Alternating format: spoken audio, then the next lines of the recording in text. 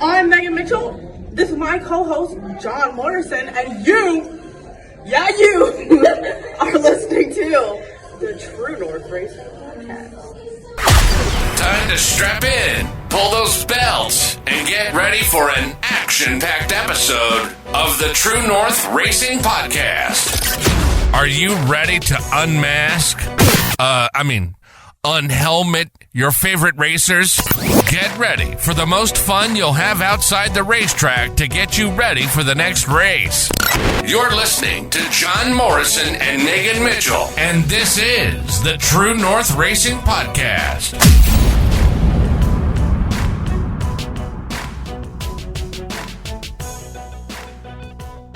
What's up, everyone, and welcome back to a new week of the True North Racing Podcast, brought to you by Vision 20 Studios. I'm your host, John Morrison. I hope you guys all had a great weekend. I'm sorry, guys. We didn't have a new episode last week. Last week we celebrated my son's 10th birthday. He hit double digits. I'm only 31, guys, and I already feel old. When I think about my son's turning 10, when my youngest is about to turn 8. So, yeah, we had a great day. Last week's guest. We are going to be sitting down. Last week, we were supposed to sit down with the 2023 champion from the Canadian Vintage Modifieds, but unfortunately, timing just didn't work out. We are going to schedule that one for a little bit later. So we are going to sit down with TJ Marshall and talk about his 2023 season. And of course, talk about what the plans are for 2024, as well as time as president of the Vintage Modifieds. Usually I like trying to get them on at least once, either before or after the season, to talk about the year, to talk about everything they've done for the club. It's going to be, when we drop that one, it's going to be fun. Now, we were supposed to record one 2 weeks ago as well, but unfortunately I was over at Sunset. So was our guest, and neither one of us got out of there early enough to be able to record. Again, we are going to schedule that for a little bit. We're going to reschedule that with them, for just after Thanksgiving, hopefully here. We got a lot on the table here tonight, guys. As you can see behind me, we got a little new decoration to our studio, I guess we could call it now. As you guys can see, we now have a Joe Media flag, and it's signed by all the drivers in the Canadian Vintage Modifieds. So championship night was last weekend, and the club, as they've been doing for all the nightly sponsors throughout 2023, they have given them a checker flag, and all the drivers, crew members, committee members, they all sign it. My obviously my signature is not on there, but and then they present it to you at the drivers' meeting. Thank you for their support. Thank you for everything you do, and that's now hanging up right behind me. It's a nice little cool artwork. I really love it. If you guys want to take a look, as you guys, for anyone who's listening on Spotify, Apple, I do have a checker flag in the background. And this sign has a Joe Media logo right in the middle of it, and it's signed by all the drivers of the Vintage Modifieds. I'm going to put a photo up on social media because I don't think I've done that yet. So I'm sorry, guys. But yeah, championship night was great. TJ Marshall went in leading by 8 points over Ricky Williger. They were able to keep that. Essentially, that gap was held throughout the night. They swapped top spots in splitting the features. So congratulations go out to TJ Marshall for picking up the championship. I also, because I haven't been on here since, I do have to give a big congratulations to BT Racing's Wade Thorne and Phil Gibbons for splitting the Pure Stock Championship at Flamborough Speedway. They're both Joe Media drivers through BT Racing. Congratulations, guys. As well as the mini stock champion at Flamborough Speedway is Mike Thompson. He is also Joe Media driver. So needless to say, I'm a little happier about that. Because in my opinion, we're quickly becoming a place for champions to be promoted. Besides 2021, there has been a driver who has won a champion, who has won a championship in each year. So, in my opinion, that's pretty. I don't know what to say. That's pretty cool. But yeah, so we're gonna have Cody Wilds, the Wildman Cody Wilds, join us here in just a little bit. He has been a Joe Media driver this year, courtesy through his dad, Jay. He's been a rookie in the Super Stocks at Delaware Speedway this year. and I can't wait to learn more about him. His dad has obviously been telling me lots about him, and we're gonna enjoy this one, I think. Before we bring in Cody, let's have a quick word from our presenting sponsor, Vision 20 Studios. You're diving into Vision 20 Editing. New company with their services providing video editing to get your video perfect in exactly the way you guys are looking for. They also do audio mastering, where they're going to take your audio and make it crisp and clear. They're bringing your vision to life. That is right. At Vision 20 Editing, we want to make sure that your vision comes to life in the way you want it. Find us on Facebook and Instagram at Vision 20 Studios. Now let's get back to the True North Racing. All right, guys, joining us this week on the True North Racing podcast, we are sitting down with the driver, the number 14, Cody. It's the Wildman Cody Wilds is joining us here tonight. Cody, how's it going, man? Not too bad, man. I am happier than ever to be here.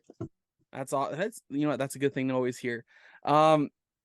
Let's jump into it. Let's get rid of the obvious. How are you feeling after your hard wreck last time out in the super stock?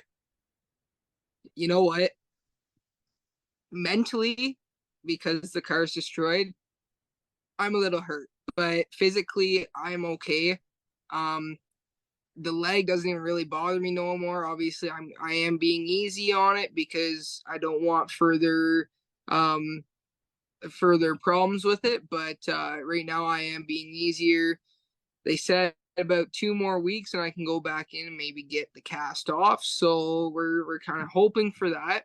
But other than that, really, I'm okay. I had a little bit of bruising on my shoulders the next day. But one thing I want everybody to know about it was the safety equipment in the car was not the issue at all. The safety equipment in the car did an amazing job. It was actually me getting frightened about going towards the wall and bracing myself. That's what did the damage to my legs. Live and learn. What can you do about it now, right? But other than that, we had Kenny McNichol go in before the year and before the season started, and he put some extra support bars in the car to make sure that nothing was going to collapse on us. And I'm greatly thankful for that because, it could end up a lot worse. Absolutely, man. When I heard about that wreck, I was just like, I couldn't believe what I heard. And of course, unfortunately, I had to take some secondary. Obviously, Rogers TV didn't capture it because I was scrambling through their footage, hopefully, hoping a camera caught. I didn't want to see you hurt, but I wanted to see what had happened because obviously you hear a bad wreck, you want to see how bad it was. But obviously, we're happy that you're okay. It's good to hear that your leg's getting better. The bruising obviously has gone away by now. Oh yeah. That's good. It's gone away, thankfully. So let's turn this around. Let's bring it back to the lighthearted side. Overall, how was the rookie season for you in the super stock at Delaware Speedway? We had our ups and downs, but I loved it. I absolutely loved it. Every single driver that I talked to was positive, open-minded. I had so many people come up to me and tell me, listen, this is how you should enter this corner, and this is how you should exit. Get on it here, get off it there. And for the most part, they're everybody's clean drivers, and I love that about it, right? You never had anybody that was going out and intentionally wrecking people, and it was good, hard racing. Sure, wrecks did happen, but that's a part of racing. You get into the car and it can happen at any moment. But other than that, really, I have nothing to complain. The track officials, the relationships that I've had with some of them is just awesome. They always have a smile on their face. They're always super excited to talk to you. Just from top to bottom, I absolutely loved everything about this season. That's awesome, because obviously I haven't really got a chance to talk to you so much as I talked to your dad a lot throughout the season. How much have you learned? Sorry, let's look at it this way. How much footage or what did you learn throughout the offseason last year to prepare you for this year once you found out you were going super stock racing? I'm pretty sure I've watched just about every YouTube video on super stocks you could watch. I was at the start of the year, before we even got into it, I was very scared about the width of the car because that's a lot wider than I've ever driven. Yep. What I like to say is, with the legend cars, we were a lot of, it was twitchy. If anybody's ever driven a 9-horse, they know how they feel. They're very twitchy. Like, you definitely got to be on the wheel at all times. The legend is a bigger part of that, or a bigger version of that, where the super stock is like a boat to drive. You set it into that corner and it follows through that corner. And I found it a lot more fun because I could do more with the car, and the car would respond better, and you could have more consistency. With the legend car, you can get that consistency, don't get me wrong, but it takes a lot more to do it. And I like the aspect that there is some give with the, if you and somebody else touch, there is give with the super stocks, let alone the legend cars. Legend cars, you're hopping over wheels and you could end up upside down. Joe Sherman had a scary wreck with that this weekend. He had gotten into another car and ended up flipping, right? So that's exactly my point with that, is that there's there's a lot more give. And yeah. You know what? That's good though to hear, because I watched those legend cars, because one of the first times I ever got to go to Motorama, or as it was at the time called Performance World in Toronto. The right across the aisleway from us was a legend car. Oh yeah. The life of me, I cannot tell you who it was, or there's a picture of me in it, on my Facebook, and it is. I joked because at the time I was a lot skinnier than I am now, and I said, I'm like, I got in pretty easy, getting out the hard part. Yeah. But I've always loved the idea of those cars, of how compact they are, what it takes to drive them. It has always fascinated me on that front. But of course, you're right. The super stocks, you can get into someone and you can not use them up, because I don't want to use that word. But Yeah. if you guys make contact, unless it's hard contact, you're gonna stay together. Exactly. Or you separate, you're gonna catch it, he's gonna catch her, who whatever. Whereas the legend cars, you touch whatever which way, and they're going around. Yeah, you're going for a ride. But speaking of that, let's rein it all the way back in here. How did you get introduced to racing? And we'll start from there. I actually really like this story. Kenny McNichol, actually. If you haven't noticed, I talk about Kenny a lot. Kenny and a list of drivers this big have all taught me throughout my racing careers, but me and Kenny have always been kind of, he lives 2 minutes down the road from me, so he's been my first person to go to if I have a question, right? So Kenny McNichol was racing at Delaware the one night in the super stock, and me, my dad, and my mom decided to go watch. I was only 4 years old at this point, and I absolutely fell in love with it. I absolutely loved it. It was just super exciting. The racing community was so happy, so excited.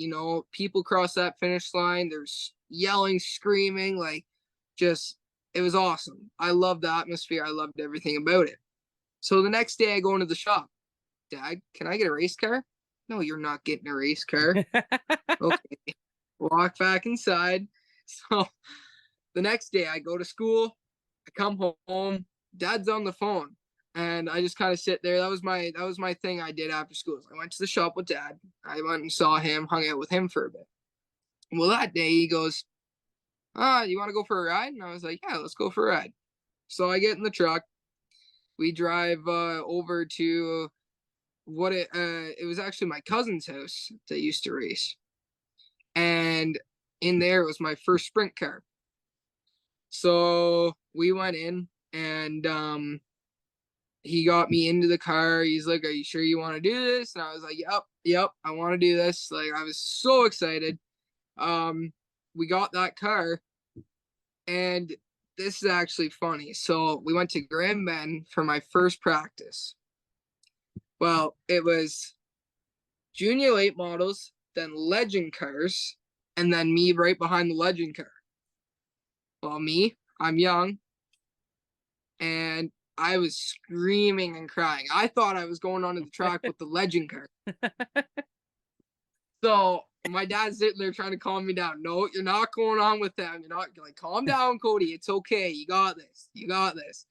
So finally, the legends go out in front of me, and dad still is pushing me. He's like, if you really don't want to do it, you don't have to, but I think you should go give it a shot. Like, it's not like what you think it is. And so I did. I gave it a shot. I had a ton of fun. After that day, I have been addicted to racing. Like, if it was up to me, I'm only 17. I'd be retired and going to every track around around the province right now. Like, it just, it's an addiction. It's like a drug. Absolutely, you're absolutely right. It is a drug, and that is why there's other terms I have for it, but I'm not allowed to say them on air. But it is, racing is a drug. But it's a better choice, I guess you could say. It'll still make you go broke, but exactly. It's no matter choice. what, it's gonna make you go broke. But I love that you have this passion for it, because we don't see it a lot from a lot of other drivers as well.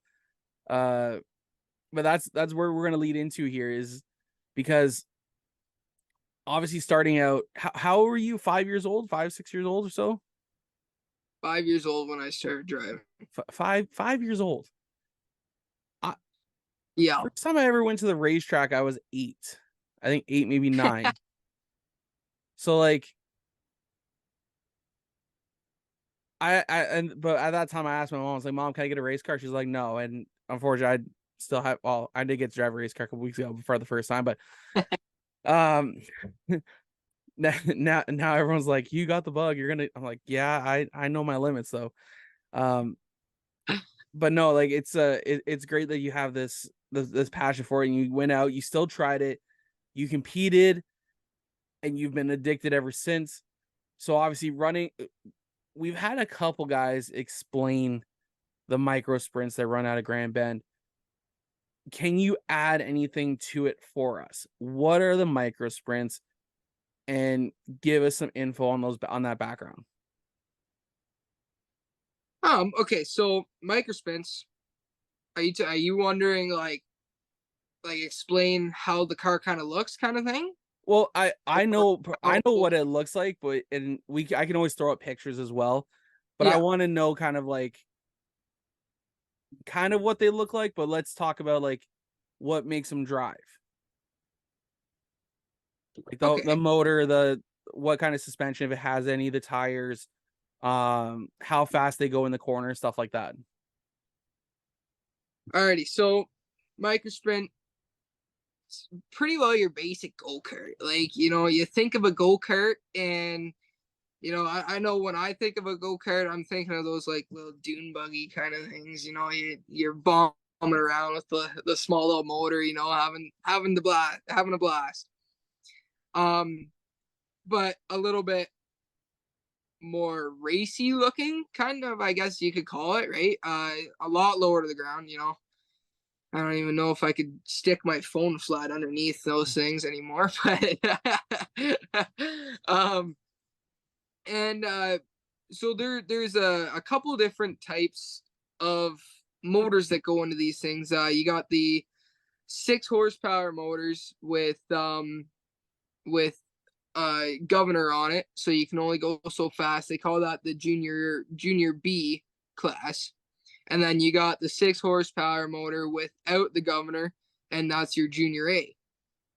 I'm unsure of the actual speed around the corners, but I'm thinking it's like 60-ish. Okay. Around there. I might be way off the ball, but if I had to take a guesstimate, that would be. And then there's the 9 horsepower sprints. Same car, a little bit wider, but a lot faster. So the 9 horse is actually my favorite to drive. That's out of every car I've driven tons of cars, and out of every car I've driven, my favorite car to drive is the 9 horses. The 9 horses, you go back to the same thing as what I said about the Legends. You're hopping tires and stuff if you bump, but you have more ability to, move around in the cars. You're kind of able to twist your cars the way you need them, have some fun with it, right? Yeah. But I think the most fun, or the thing that makes them the most fun, is that normally there is a good car count. I think the last time I drove them was I'd say probably 3 years ago now. And I drove it for the Thompson family. It was Jason Thompson's old car, and he had asked me if I wanted to drive it. So I drove it, and I think there was 15 or 16 of us. There was a lot of amazing drivers. I had Sean Thompson. I had I'm trying to think of the names. I'm trying to bring everybody, all of them back to my brain. I had Wes Tanner. Wes was my flag man all through racing at Grand Bend, so that was a really cool one to race with. And then there's Matt Thompson. Me and Matt have been very close for a long time, and it was a lot of fun because we were on the track together, right? Oh my gosh, that's been some time. I'm trying to remember, but anyways, moving forward from what I was saying, I love the close pack racing. There's no room to budge, no room to make mistakes, because then the next person beside you is getting messed around, right? Yeah. So you really got to be on your ball. Those cars are twitchy. You got to make sure that you're being smooth on that wheel. And the reason I think I like them so much is that they teach you so well how to be smooth. For a long time, I was told everybody loves how smooth I am with the wheel, and it was the sprint cars that showed me that. With how you got to be with the wheel, right? The arches that you got to get that extra speed. The smoothness of any car you drive is the most important aspect of racing. Absolutely. Because if you're not smooth on that wheel, and I've dealt with it before, I had in my mini truck, I was chopping at that wheel, and I was losing, I'd probably say 3-4 tenths of a second, if not more. And it was actually Kenny that told me. He said, "Hey, listen, you gotta be smoother on that wheel. You're costing yourself a lot of speed." Yeah. So I tried it, and I got used to that. And yeah, I picked right up. Like, that 4 tenths of a second is a lot of time, especially on those small tracks. Oh yeah. And yeah, so that is really how I think the sprint cars. I think that if you're gonna start racing, a sprint car is where you should go. Because of that, right? Yeah. No, And then it's great for to get your feet wet, right? exactly, and you're not really in very sure if you're smaller, but if you're in a 9 horse and you're an adult, you're not really in all that much danger, right? Like it seems like you're going really fast, but you won't get hurt, and that's kind of the you can test out, if you do end up messing up and hitting the wall, you're not really getting injured all that much, right? Sure, if you hit the right way, you can, but Yeah. you gotta really hit the wall to be able to get hurt in them, right? Yeah.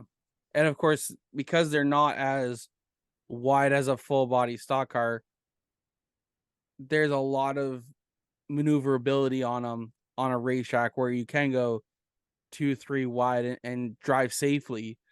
Whereas if you're in Yeah. a full size car, half the places you go to in Ontario, you can't run too wide very long.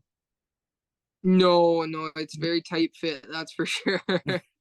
A lot, what I saw was Flambro a lot yesterday when I was there. Is coming off that corner, there's everybody knows Flambro's a pretty tight track to get around, and I saw probably 10-15 cars end up fishtailing and hitting the wall, right? Because they're too wide coming out of that corner. And it happens, right? Where with the sprint cars, you got no problems. You got no problems at all. Um, Absolutely. but it's a lot of fun, and you learn more from it, I feel like. Absolutely. And you know what? That's the main thing is when you're an adult, sometimes it's hard to think of going to a class like, like a micro sprint class because you cut. I'm okay. I'm not putting any one on blast or any person or thing on whatever. Yeah. But sometimes when like adults like me, I don't think like, oh, when I hear micro sprints, like my buddy, he's 20 now. He still runs. They call them turf cars down in Texas. Oh, And those it's like the flat curves, kind of. no. They're not as they're like a micro sprint, but Yeah. without the wings. They're more like a midget. Oh, okay. Yeah, And yeah. they run on dirt down there. Oh, I'm gonna those see seem. he's a guy I've worked with for years now because he was actually the first Jomo media driver we had. So I know I have him up on jomomedia.ca for anyone who needs to go take a look at our drivers. Because Cody's up there. Is up on our drivers page up there. Let's see, number 20. There it is. I'm gonna send you a screenshot of his. I don't think I've even built a page for him yet, I guess. Yeah. I never built a page for him. I'm sorry. Sorry, Logan. I'm gonna send you a screenshot of what I got. There you Oh, all right. You guys are coming along with me as I'm looking at this. go. Oh, those things are kind of cool. Yeah. They look like they're rocket ships. I watched I kind of hope the track has the live feed still up because of course me being in Ontario, Canada and him being in Friendswood, Texas, which was south of Houston, it's kind of hard for me to jump on a plane and go support him at the track. And Yeah. they did do some live feeds, and when I watched them, it's like, you ever seen anything from Millbridge down in North Carolina? Like when they send the Oh, midgets out there? it's possible, but I honestly couldn't say I have. So it's like if you were to look up Millbridge Speedway, like the midget division, Yeah. that's what it looked like. Oh, really? Except for there's no outside walls at the track he ran at. That gets scary. There, I think, yeah, I'd have to go back and take a look. So I know I got a video up on TikTok as well. But anyways, yeah, he loves those things. He's been racing for a couple years now. He's took the last couple years off, but he's same kind of deal though. They're a introductory class, Yeah. but there's no shame if you can continue running them kind of deal. Yeah. You know, like that's kind of like the mini trucks, right? Yeah. You know, if you're out there having fun, it's a good introductory, and you don't like there's no age limit, right? You can have fun with them. You can, you know, there's no push for you to get higher up. Yeah. And actually, let's kind of continue on that way there, because you did run you did run junior late models and you ran the mini trucks. Obviously, Yes. one is obviously substantially different compared to the other in the terms of how you drive them, because the junior lates, for those of you who don't know, they don't have suspension, whereas No. the mini trucks do. So it gives you a little bit more of a setup. It gives you more setup options in that, because you ran not only the mini trucks, you also ran the junior late models in the same season. Yes, I did. So the junior late models, a lot of people you'll hear them say they're basketballs, pretty much, you know. But we figured out a way with a lot of time, a lot of setup. Like me and Dad were at the track, I'd say probably 4 or 5 days a week, you know, as much as we could be. We'd be out there all night. And with a lot of time, me and Dad had actually figured out how to get those things coasting smoothly through the corners. Now, keep in mind, before I'm talking about before I even got into a mini truck, I had no clue what driving with suspension felt like. Yeah. I had never before. Sprint cars don't have suspension, nothing like that. So you're always jumping around pretty good, right? Oh, there's Dad texting me right there, actually. So me and Dad had figured out how to get it all, you know, so you're smoother coming in and out. And so once I figured that out, going into the truck was a dream to drive. Yeah. You know, you're coasting pretty much.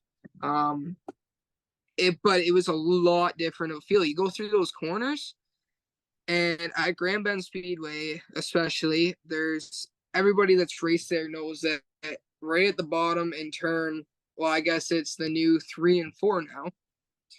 There is right at the bottom a lot of bumps, and you kind of gotta go through that corner and arch it out a bit coming out so you don't hit those bumps, because they will send you for a ride. But in the trucks, you didn't feel that as much. So you go through there and you can tuck that truck around and shoot off the corners more. Where in the junior late models, sprints, you know, anything like that, you were losing a bit of speed because you had to move up that little bit coming out, right? Yeah. Which I thought was really cool, especially down the dog leg at Grand Bend. It was phenomenal, the feel, you know. It was going through, you could feel that car leaning towards the right, and it was just, you know, when I started, I actually thought I was gonna spin a couple times just because I wasn't used to it, right? Yeah. I felt it, I was like, oh, I'm going sideways. And I wasn't. I was going straight still. It's crazy how the going from a non-suspension car and kind of staying straight like a go-kart is, and then going to a car that I guess would drive a little bit faster, but the way the body rolls, I guess you could say, because of course now you're Yeah. leaning, you're feeling more of the forces than you would in those other divisions. Yeah, 100%.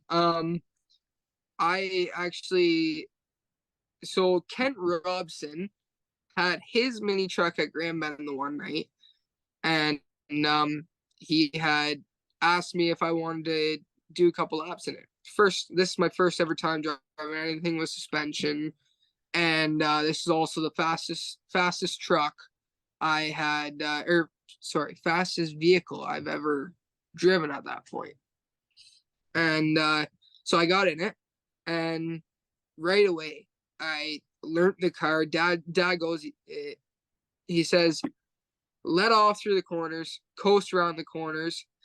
I go out there, do that for 2 laps, and then I was wide open around the entire track. I got used to it very quickly, and I had a ton of fun with it. But you do have to get used to the way that truck goes into the corner. They have to go into the corners a lot different than anything, right? And then you definitely gotta trust the truck a lot more coming out of the corners, because Grand Bend coming out of turn the new 1 and 2, that's a tight turn, and it comes up real fast, right? So you gotta get used to that, and you gotta make sure it's working. You know, you gotta make sure that you're doing it right, and the truck's doing its job, right? Absolutely. Again, I'm looking at a photo that your dad sent me here, way earlier this year, and just looking at some of the accolades that you have as a driver in all these divisions. Like, I'm looking at this as like, I can't believe you've only been racing for 10 seasons ish, just a little over 10 seasons. Like, I'm looking at this, like, guy, I'm gonna put this up here. I'm gonna put this up right now. When you guys look at this guy has, in 2018, you amassed 46 wins, 9 seconds, 6 thirds, 4 separate championships, and those being Grand Bend Junior Late Model, Grand Bend Mini Truck, Delaware Junior Late. You were also the Canadian Traveling Series for the Junior Late Models champion. You were the Mini Truck Rookie of the Year. You won all but 1 heat at Delaware. You set most wins in one night, winning 4 features.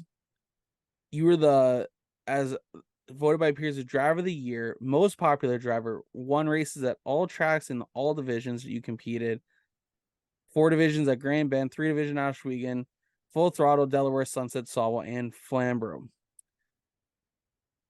And in 2019, you celebrated your 100th feature win. Guys, this guy hadn't even raced for 10 years yet at that moment, and he had won 100 features. Like, I can't get over looking at your stats and your achievements. Like, last year, this is one of those things that always boggles my mind, is because I am also the Sauble Speedway social media manager.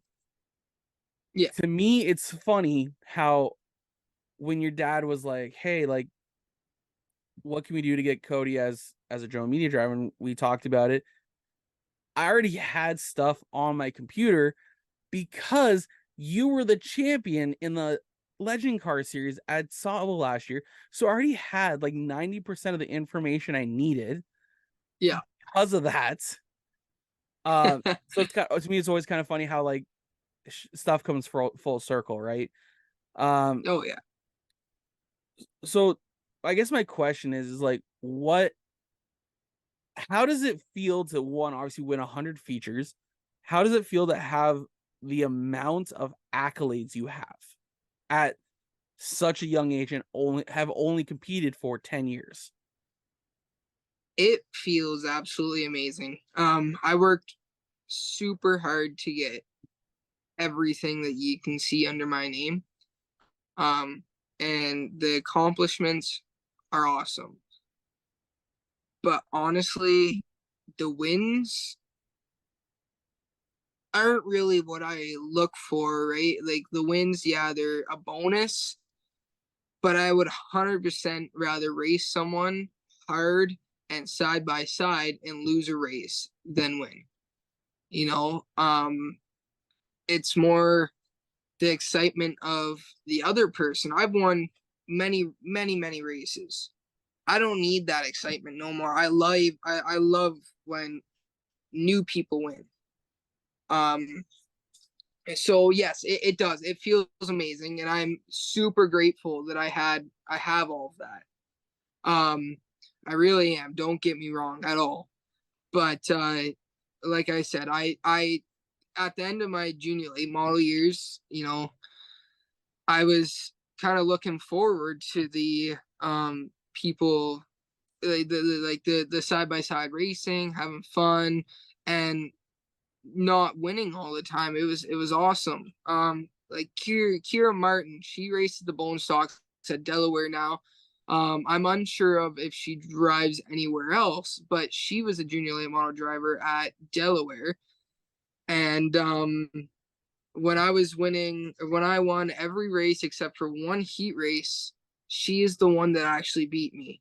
And the excitement that she had winning that race overtopped everything that I had accomplished. It was super exciting seeing how excited she was. You know, and a lot of people came up to me and are you mad? Are you mad? No, not at all. Not at all was I mad. It was hard racing. She won that race fair and square. I actually was one of the first drivers at her car congratulating her because that's exciting, right? Oh yeah. Like, you know, especially when somebody's been winning all year and you beat them, what isn't there to be excited about, right? Like you just accomplished, and I bet you it made her entire year that she won. You know, like it just, I had a lot more fun with that than winning. I really did. And I mean, we talked about that beforehand where, you know, you even said it yourself, the wins aren't important. It's the hard competition you have. Because yeah, wins if you're out front, it's easy to win. I'm not saying that's Yeah. what where you started or anything like that. But if you can battle side by side or nose to tail with someone, and you may have a little bit faster of a car, but because you're behind them, you can't get that exit you want. So Yeah. you're racing each other really hard. That makes, again, that's all the storylines we see each week. When you look at different racers, they go, I finished second. It was a great time battling so and so and so and so. Yeah. The wins are, if you can have a good hard battle with other drivers, that'll make your night a lot better compared to a lot of times if you to feature wins. Yeah. There's one story that I like. Okay, so I was at Grand Bend in the mini trucks. Okay. And I had been leading the race I led the entire race. I started at the back, drove through the pack, got to first. And I was basically set on cruise control. Well, what I didn't know, because you're allowed to use mirrors in the mini trucks, but I never did. I always went off by shadows. I knew somebody was there because of shadows and hearing, and you know what I mean? Well, I was sitting there just la-di-da-di-da, driving, and next thing you know, I have Haley McNichol on my inside, and I have Ethan on my outside, and we're going by a lap car. Oh. So that it was the last lap, last corner, and it was, I'm not going to name the driver that the lap car was. I don't want to hurt anybody's feelings, nothing like that. But there was a lap car, and he saw us coming, and actually moved down into the grass. And the way everything worked out, they have a picture of us somewhere. There's a picture somewhere of us 4 wide going through Grand Bend's checkered finish line, and I came out third. Wow. But you know what? That is a memory that has stuck with me for so long, and I had so much fun. And it was actually Haley McNichol that won that race, and I believe it was her first win that year. It was heading towards this. It was the start of the year, so we weren't far into the year. Yeah. But she had the biggest smile on her face. She was so excited about it, and I was excited for her. You know, and after the races, me, Ethan, and Haley hopped on the golf cart, and we did what we usually did on the weekends. We'd sit there at Grand Bend and do laps in the golf cart, and we just sat there talking about it.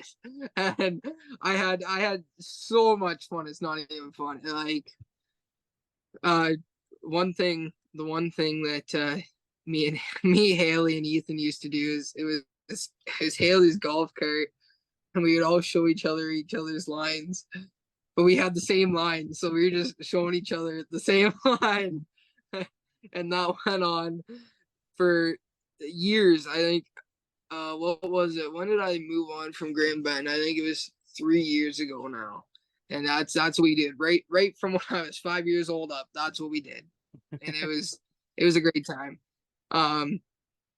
But yeah, moving back to the story, I enjoyed that a lot more than winning. I had a lot more fun with that than if I had just won the race, you know. Yeah. Because there's a story behind it, and there's more fun in it than, oh yeah, I went out, got into the lead, and just drove. You know, I had fun with it, and that's what I look for. I don't look for winning. I look for how fun it is. You know, like that's the most important thing to me about racing is the fun. You're out there, you're spending all that money to have fun. Yeah. You know, you're building relationships with people, and those relationships, like I have Connor Ellis, Haley McNichol, Ethan Orr, and the list goes on and on. Me and them are all so close now that we still hang out to this day. Like, in fact, I've hung out with every single one of them in the last week and a half. And the relationships is just, everybody becomes family. Absolutely. You know? I love it. I love everything about it. I mean, that's the beauty of the sport is, you know, you're a speaking testament of it right now, is that once you get into racing, for one, you're not allowed to leave. It's kind of like Fight Club. Once you're in, you're not allowed to leave. Yeah, no, there's no way you can. Even when you leave, it's gonna reel you back in. You can try all you want, Yeah. but it'll reel you back in at one point or another. Yeah. No, like but racing becomes a second family. Like, we start missing birthdays and anniversaries and weddings and funerals because of race days, and but the people that we're with the most is the people at the racetrack. Yeah. Unfortunately, it's a sad, I guess it's a sad reality of it, but it, you know, it's great that you have a group of friends that you guys still hang out, because there's not a lot of people that do that. There's a number of people who still do hang out and travel a lot to go hang out with each other. But it's, you know, it's good to see that you have a good group of friends and you still make time for each other. You still hang out, even though you guys are all racing vastly different divisions. Yeah.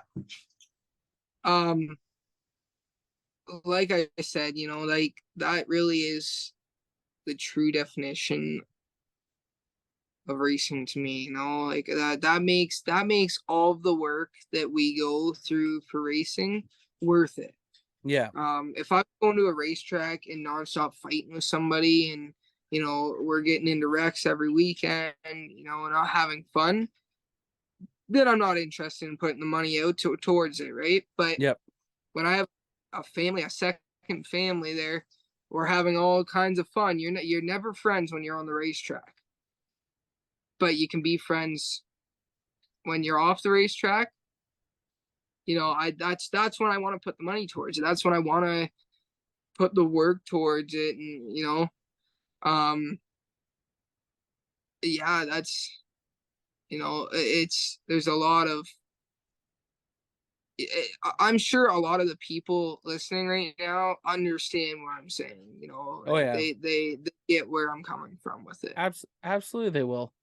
Because the one thing I always say this to everyone, because obviously, I know a lot of race car drivers and I'm close to a number of them.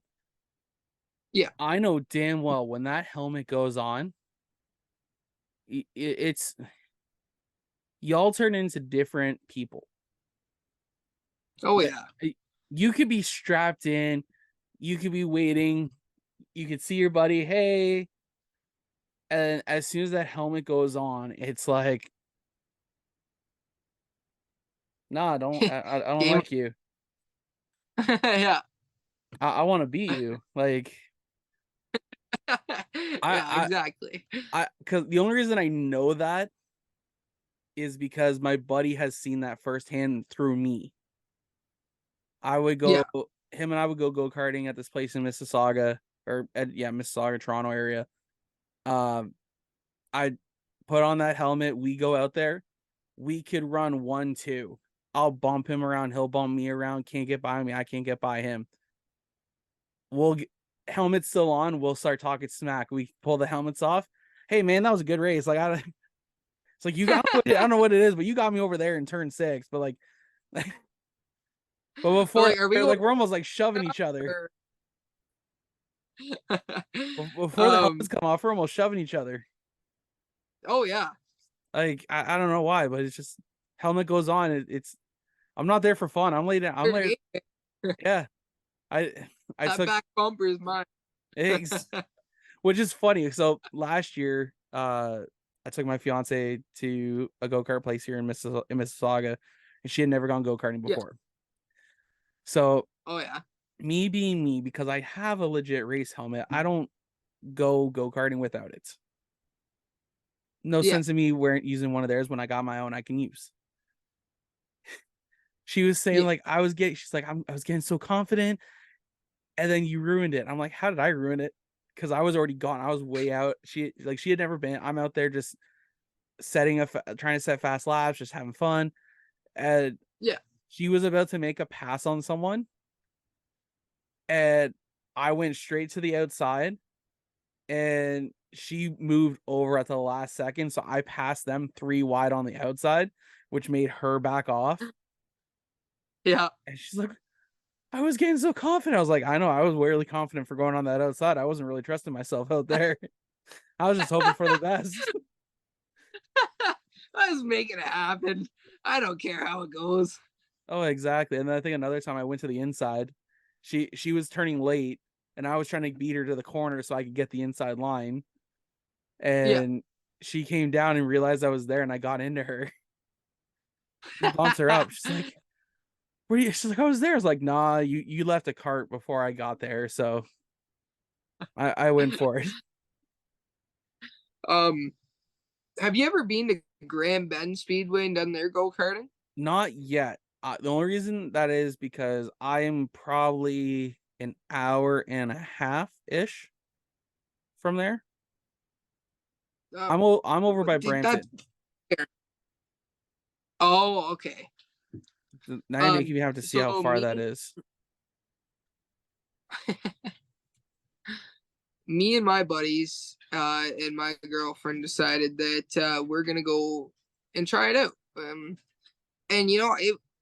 I think it was fairly priced. $20. You had 20 laps on the full track. And they were just a blast. Like, my girlfriend never did that kind of stuff before. Yeah. And she went out and she had a smile ear to ear. So did my buddies, and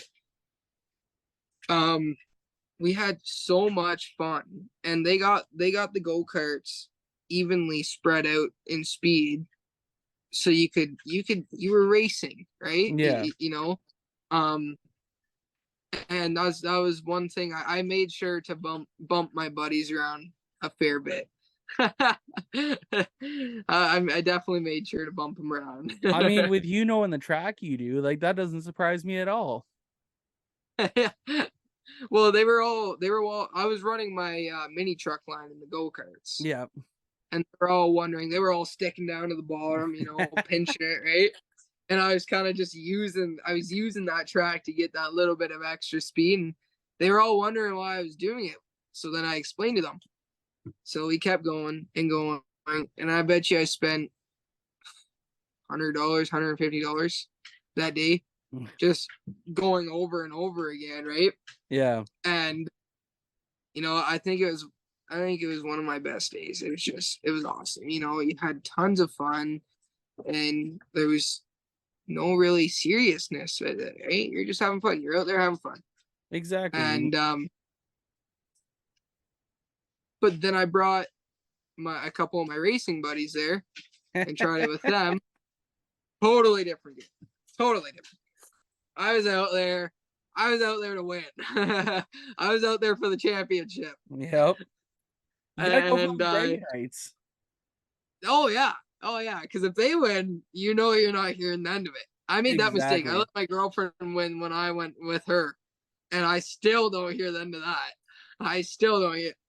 You're a race car driver, and I beat you. And she goes, I should get into racing. I was like, okay, let's get you into racing. You can't be that good of a race car driver if I beat you.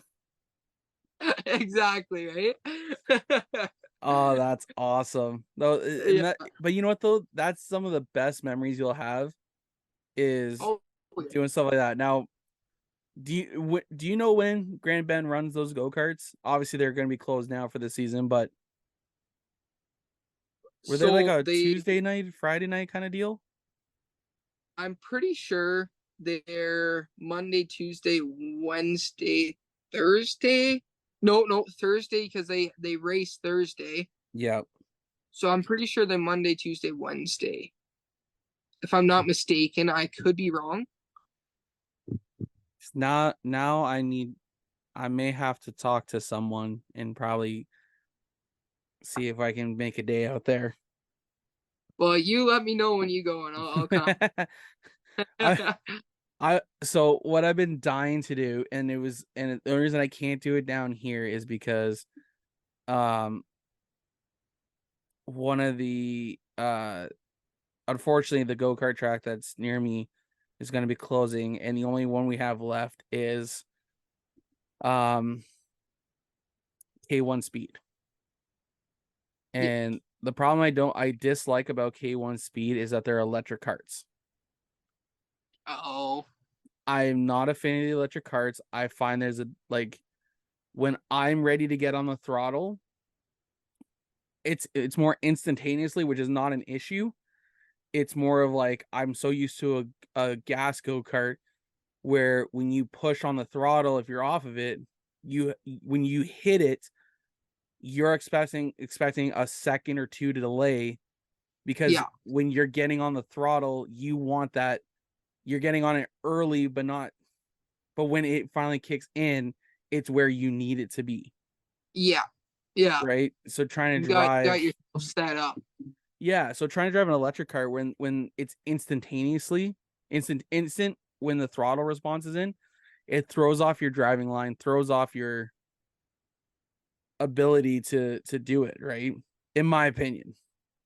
Yeah, you want the way you got yourself set up is if you want that kick out of the corner, you get on it right now, because that 1 to 2 second delay is going to get you that perfect kick. But if you're in those instantaneously, you hit that throttle and you're getting a little bit extra kick and what you need for coming out of that corner, right? Yep. Yeah, I understand what you mean by that 100%. Now I'm gonna have to take a look later to see if I can find that, but no, so what I've wanted to do is rent out a go-kart track and have I guess you could say a Jomo Media driver battle royale. So we would, depending on how many carts the place had, I would work with them on it and go like, okay, we're gonna do, everyone gets at least 20-30 laps or so. We'll do 10 lap heats, and then not double elimination, but like right now we have like 22 drivers with us for 2023. Okay. So we would split them off in 2 groups of 11 if they have 11 carts. If not, we would do 4 heats of 5 or whatever, 5 or 6 drivers, whatever it would be. And then from there, the winners would set your. Then we would do 2 rounds of heats. Yeah. And then break it down, and then the top 4 would go to a dash for cash, and we'd throw up $100 to win. And there would be a registration fee, so like all the money is going to be distributed throughout everyone who comes. And then the field would be set as long as they have 22 carts.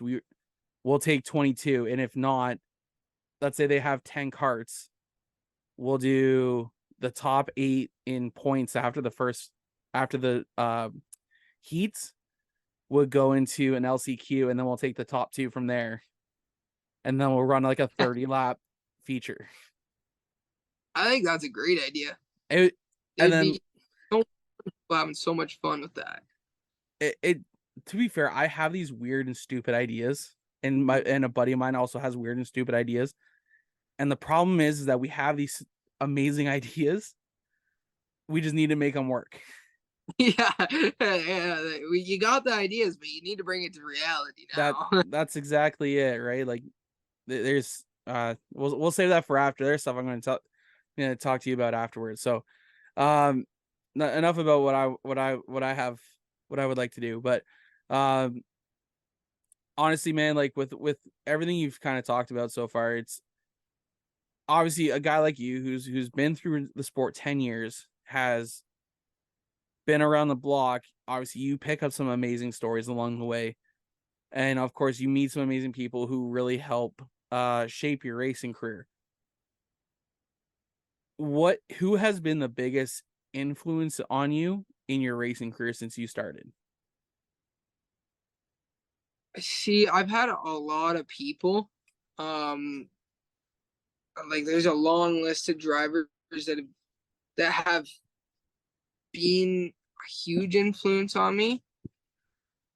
But the person I've got to work with the most, show me the most, I would have to say is Kenny McNichol. Kenny does all the work on my race cars.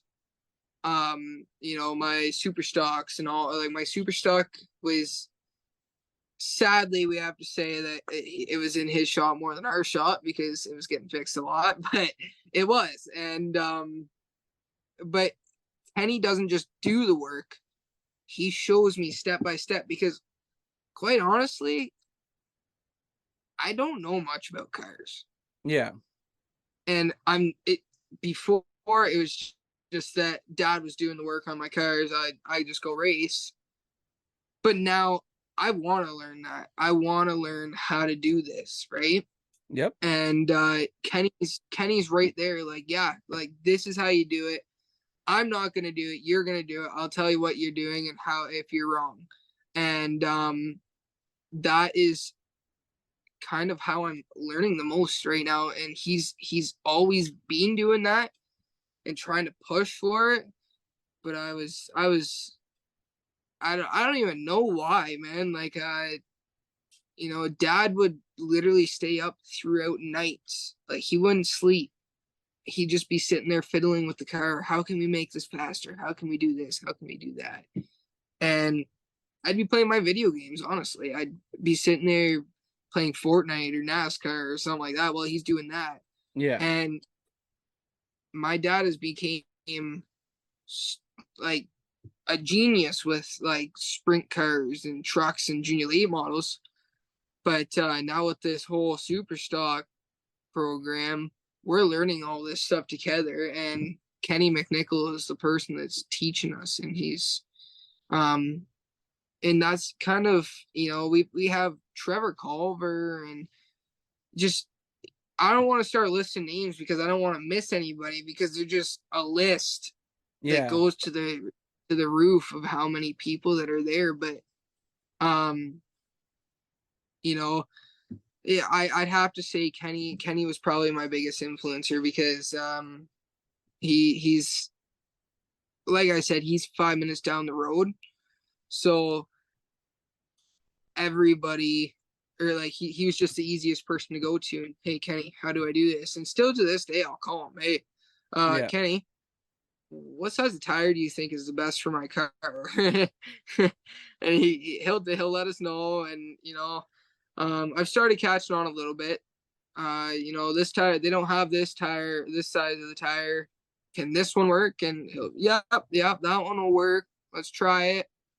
You know, um, which I'm very grateful for. I'm very grateful for every second that anybody puts towards me and my racing, or me in total, right? But yeah, to answer your question, Kenny McNichol would probably be the highest one, or the most. Absolutely. Yeah. That definitely seems like it. We've had Kenny on the show before, and he definitely seems like one of those guys who's more than willing to help you out, because in all reality, if so, like you said yourself, you don't know much about cars, you're learning right now, Yeah. and if you can lean on a guy like Kenny, then you're only going to get better, because the knowledge that he has for racing as long as he has, there's a lot of knowledge in that brain that you can pick through, and you'll never get to the bottom of it. Man, I've never seen somebody that can eyeball a car on a track and say, yep, well, he needs 3 pounds of air in his right rear, and that's what the car will do. The car will be. It's amazing watching him just study cars and be able to pinpoint this is, half a turn in the right rear so that he gets a little bit tighter, looser. I really don't know, but you know what I mean. it just stupidly smart, and him as a driver shows it. Yesterday something happened with him, and he got spun. He dropped the gear, kept in the throttle, did a full 360, and kept going with the race. I don't know about you, but I've never seen a driver be able to just, yep, I'm gonna just do a 360 and keep going here. Yeah, I've seen that a number of times. Have you? Oh yeah, it was the first for me. It was phenomenal to watch. It is really cool when you're able to watch it happen, because you can see, let's say, because getting out of the corner, I find it at turn 4 of Flamborough, I don't know what it is, but if you can get to the left rear of a guy, just almost where the entrance is, just past the entrance, as they'd be sliding up. It's just past the entrance of the track and turn 4 there. If you're able to get to a guy, I find it's almost right about there, that there's like something with the track that if you can get to the guy's left rear, they're just light enough. You don't even get into them that hard and they'll spin. Yeah. And I've seen a few guys who've gone for a spin, either stayed in the throttle, dropped a gear, and they were back in the racing. They didn't slow down much. They just spun, kept going. Yeah. It's remarkable when you're able to see it. The amount of knowledge they have to know, because honestly, if I get spun, I'm getting spun. I put my hands up and go, oh, okay, I guess I'll wait for the caution and go again. When people like Kenny and other drivers that do that stuff, the amount for their brain just to go like this, okay, shift gear, gas, and go, is just phenomenal. It's also the calmness behind the wheel. Yeah. If you're rushed behind the wheel, you're not going to be able to fix bad stuff happening. You know what I mean? Absolutely. That's one of the things that happened with me at Delaware this year when my throttle hung. Yeah. I was really panicking, rushing, and when I was going into that corner with my throttle hung, I never thought of push the clutch in, shut the car off, hit brakes. Yeah. I thought of, brakes. Yeah. And just slip into the wall, right? Where, Kenny was actually the one that pointed that out. He said, hey, next time, like he wasn't getting me in crap for it. He was just saying, hey, next time, this is what you could do. Yep. He says, I know what it's like to panic like that. He says, but next time just think, shift into neutral, clutch, brake, shut power off. You know what I mean? Yep. And it makes a lot of sense, but it's hard to get yourself to the point where you can be calm enough to do that. 100%. You're gonna hit the wall 100 times, but there's gonna be that one time where you're like, oh yeah, okay, obviously not Yeah. 100 times because that'd just be like, okay, what Oh, are you really yeah. doing? But a handful of times after like the 6th or 7th, you're like, okay, it's that that calmness will come over you, and you okay, clutch, power, brake, right? Like Yeah. I can't tell you, like, what is it? And of course, you never know when something like that's gonna happen. Yeah. There's like we saw throttle hung today at Flamborough. I saw that. Yeah. Like it was a nasty hit. Yeah. Luckily, no one was injured. Oh, that's good. No one was in the way, but still, it's one of those things. Is like that was J.R. Fitzpatrick. J.R. has been running for 20 plus years. Yeah. Things happen, and as long as we can continue to, and of course, Flamborough being a tight track the way it is, it doesn't have the room like Delaware does when you Yeah. need to get on the brakes at Delaware. You're closer to the corner, but you have a lot of room to not throw the car, but like guide the car up to the wall, Yeah. essentially. Yeah. Um, you know what, before we go on too much further, because we've been on here for quite a while, almost an hour and a half here. Two things. One, we're gonna have to bring you back on because we Yeah. didn't get to half of the stuff I really wanted to today. So you can bet that we're gonna bring you back on either later on in the off season or near the beginning of next season, because it's just one of those things that there's so much to talk about with you, and we need more. We're gonna need more. Yeah. But I love doing this stuff, so if you want me on here 100 times, I'll be here.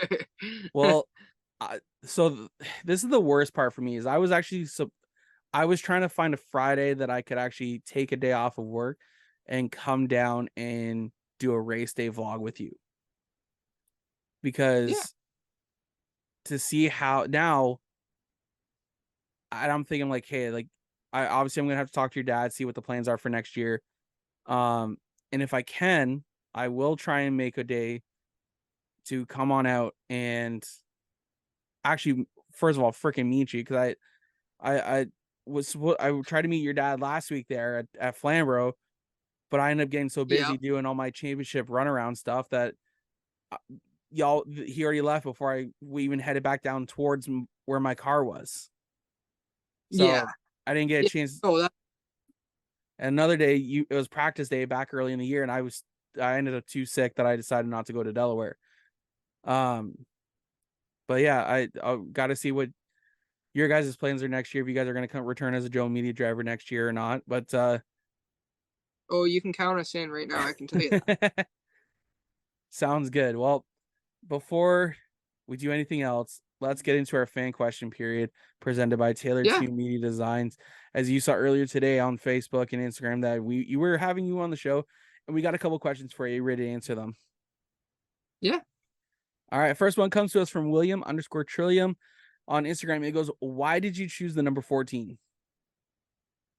Tony Stewart, actually.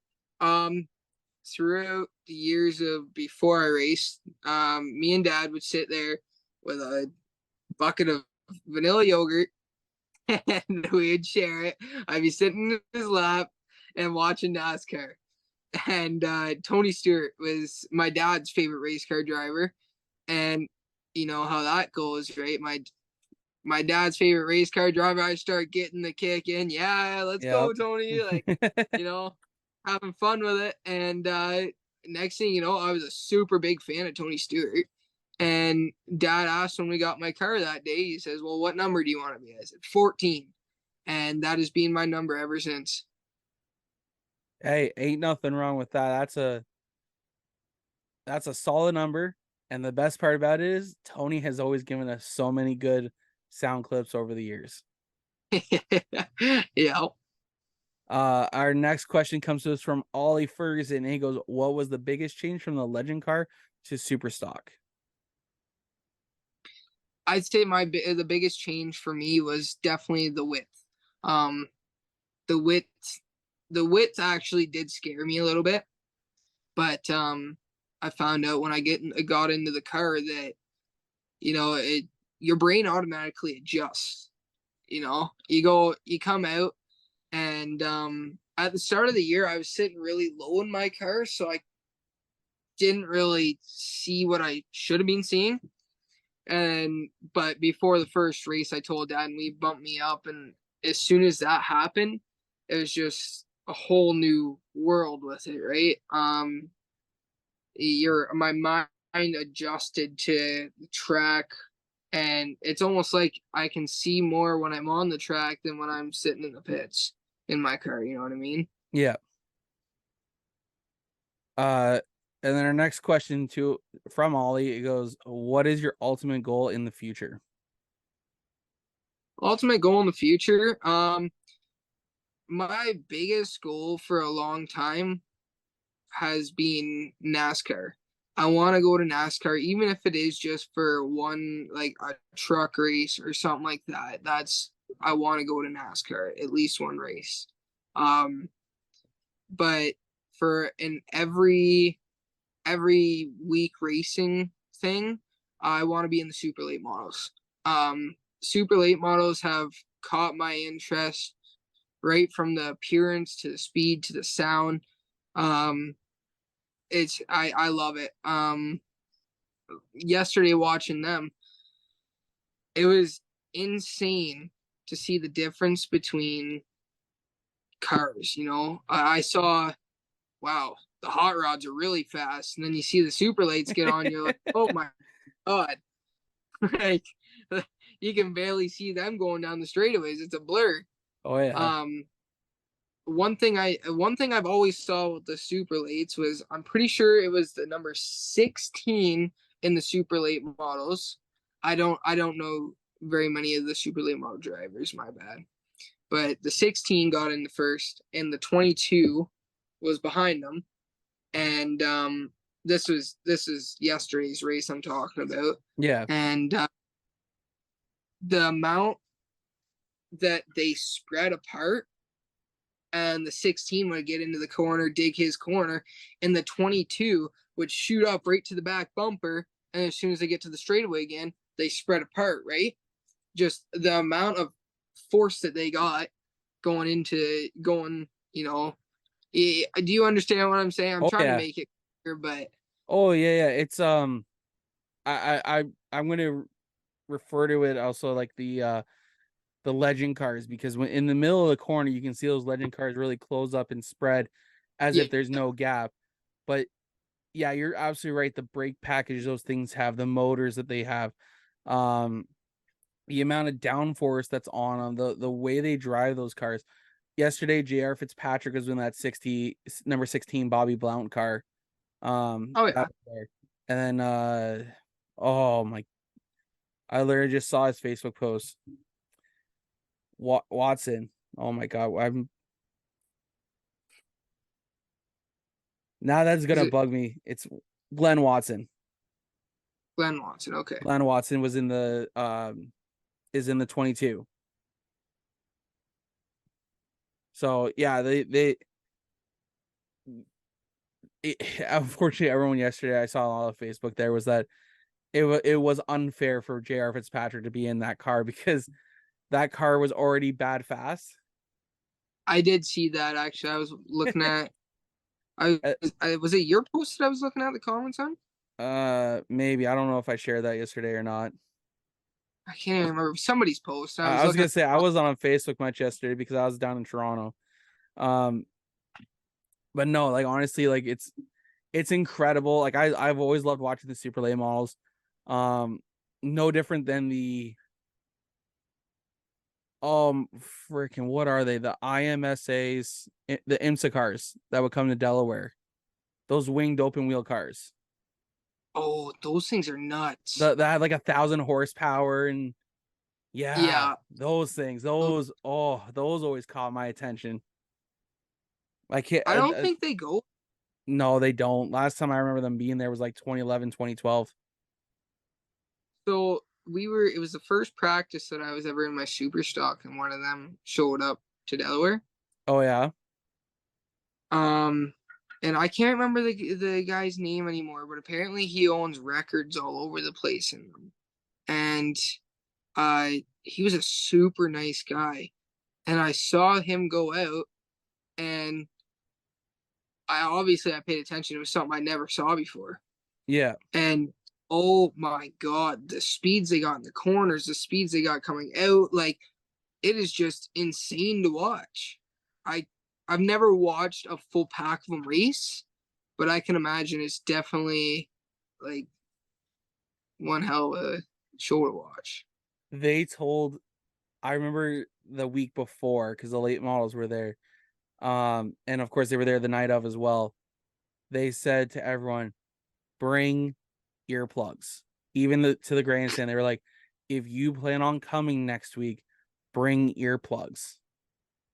We will have them available for purchase at our booth here, but we highly suggest them because the noise of them was absolutely like, I think there was like 16 to 20 of them that came to Delaware. Oh, like just watching them run is first of all another animal. Yeah. Like I bet you. Go find it on YouTube, and if anything, I'll find a link for you and I'll send it over to you because, like I said, it's absolutely incredible to watch those things run at Delaware. I will for sure try to find it. Like, I never actually knew that they even raced at Delaware. Yeah, that was like their only Canadian stop. They would run at Jukasa before as well. That's one track I wanted to get at before it closed. As you're in the same boat as me and probably tons of other people as well, man. Yeah, that's I've heard tons of stories. I've watched videos of and stuff. Yeah. But I wanted to get there in person and watch there before it closed. Sadly, I didn't get to. Yeah. I mean, fingers crossed. I doubt it will happen, but I hope to God that maybe one day it opens back up. Oh yeah. Hey, I'm still hoping for a truck race there. Yeah. I think a truck race there would be a fantastic. Oh, 100%. Give me 100%. the cup. Give me the cup race at Mossport or Montreal, but give me the truck race at Jukasa, and it would be a great deal. Yeah, exactly. Right. Oh yeah. I bet you the amount of fun that the drivers would have racing there as well Oh yeah. continue back like over and over again. Absolutely. I heard that it was one of the nicest tracks I've heard from a couple people it was one of the nicest tracks they've ever driven on. My personal favorite track to race on is Flamborough. That's just where I've had the best luck at. And I've had a lot of fun there. But that was one track I did want to get to was Jukasa. And you know what? There's always next year. We got to keep our fingers crossed that someone will come in and open it back up for us. Well, I hope so. That'd be awesome.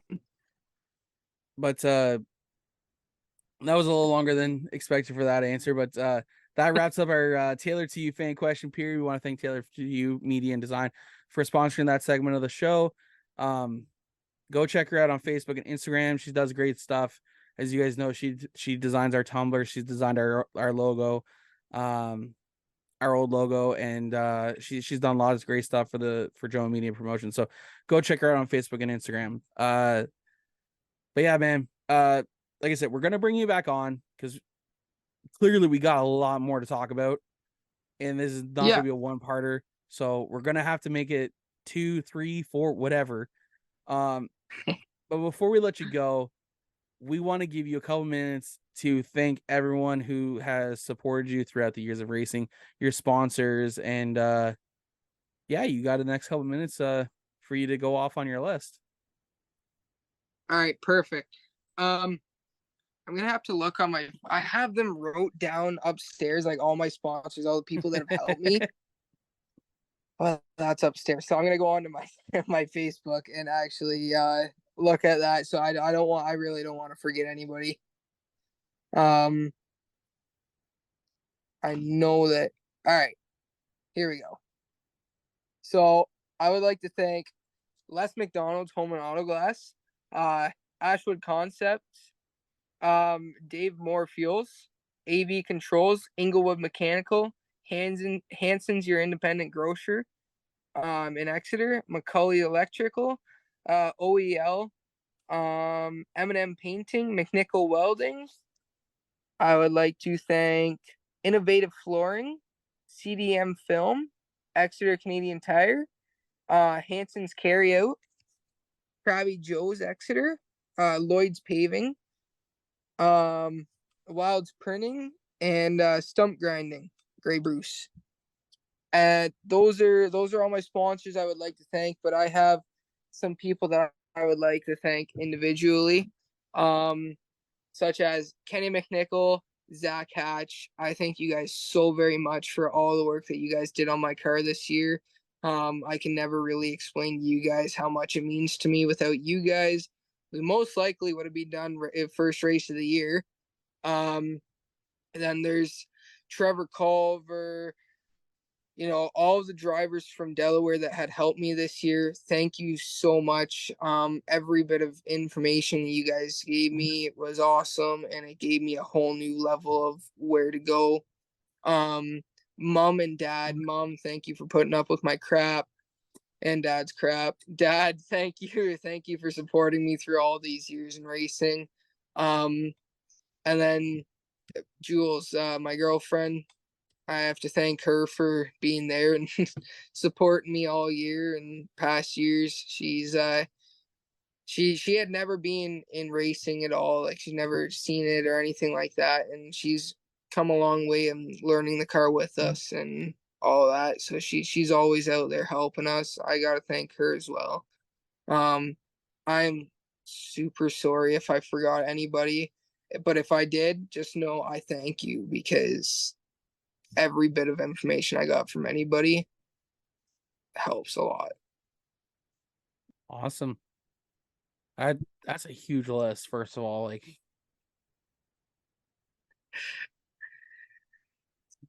I am very fortunate. I have been very fortunate. I have so many people that are there and want to help me through my stuff. Like, my sponsors, they heard about the wreck and they were, what can we do to help? Like, let's get you a new car. Then there's Kenny saying, okay, anything that needs to be done to the car, let me know. Let's do it. Like, let's get this done. Everybody has been so helpful throughout everything. yeah. That is one more person I'd like to thank. The safety crew from Delaware. Every single one of you guys. I am so very thankful that you guys did an amazing job when I broke my leg. You guys were right there. My car hadn't even stopped moving yet, and I had the safety crew right there helping me already. They very professional, right from the track officials to the ambulance crew. They were amazing. Their calmness definitely kept me calm, that's for sure. Yeah, thank you very much. Awesome. Well, And I thank you very much for having me on this show. I really enjoyed this. no problem, man. Anytime. Like I said, we're gonna have to bring you back on. So we're gonna do probably quite a few of these, because I feel like no matter how many times we're gonna bring you on, I feel like there's gonna be more stories to tell. So, it's good. We're gonna have more fun with this. Don't you worry. It's been a pleasure having you, man. But let's get you out of here for the night. So we'll catch you later, okay? Alrighty, see you guys. Thank you very much for listening. Have a great day. Live life. Thumbs up. And we're back after our conversation with Cody Wilds. I hope you guys enjoyed that. It was definitely a lot of fun. We had a blast with that. It's not every day you get to talk to someone who really enjoys racing like that. With that being said, guys, it is just about that time where we wrap up the show for the night. We of course we got to thank you guys for listening to the show, and of course we got to thank our presenting sponsor, Vision 20 Studios, for presenting the podcast, and of course Tailored to You Media Designs for sponsoring our fan question period. And of course our year cannot end without also thanking guys like Wilds Printing, Graphic Design, Driver Cal, Lift the Visor, everyone who supports Joe Media and Promotions. We thank you from the bottom of our heart, because it does mean a lot to us to help us with our crazy racing dream that we have, that doesn't involve being in a race car, but it is involved by talking to drivers, promoters, anyone who's in the sport of racing that wants to come on and talk about racing. That's why we do what we do, you guys. We love the sport, and we want to bring the drivers to the forefront, and that is the whole goal of us here at Joe Media Promotions. It is getting late, but we do got to tell you guys that if you guys, we will do one more merch run. If anyone is interested, we do have 3 designs available. I will put them up on Facebook as well. Just in time for the Christmas holiday, you guys will have some Joe Media and Promotions racing shirts available for you guys. That feature the 2023 drivers list before we update it for 2024, as well as our sponsor list, as well as our podcast, True North Racing Podcast. We also have t-shirts for that. So if you guys are interested, please message us on Facebook and Instagram, or on joemedia.ca, through our contacts page at the bottom of the homepage, and get it and order your shirt today. So other than that, guys, my season has wrapped up from going to the racetrack. It's been a great year. Unfortunately, I will not be able to make it out to Autumn Colors, as we will be spending time with family. My kids will be here, and we're going to do Thanksgiving at the house. And I got to thank everyone for a fantastic 2023 season, from BT Racing all the way to Victoria McLennan. If you guys go check out our drivers list, that is our first and last drivers on the list.